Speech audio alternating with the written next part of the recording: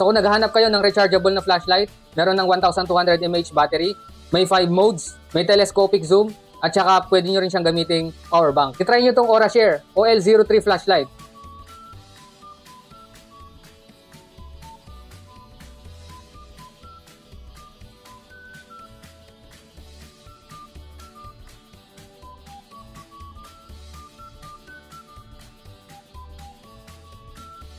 Ano nga ba ang nagustuhan ko sa Aurashare OL03 flashlight na to guys?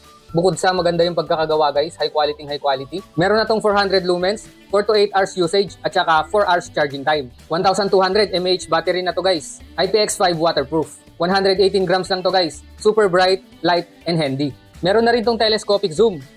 At saka adjustable focus. Portable hook design para maisabit nyo.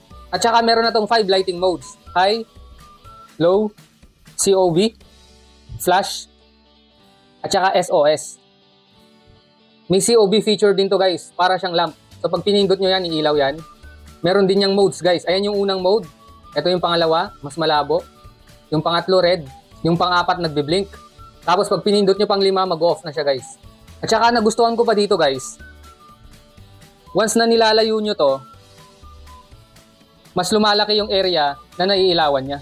So pag ginamit nyo yung telescopic zoom nito mga lods, mas lalayo yung reach ng ilaw niya. Tapos ang the best pa dito guys, meron siyang input-output. 5 volts na to guys. Ayan, so pwede kayong mag-charge dito. Pwede nyo itong gamitin as power bank. Tapos ito yung cellphone natin, papakita ko lang na nagcha-charge siya. O diba, charging. So ano pang hinihintay nyo guys? Check out na mga lods!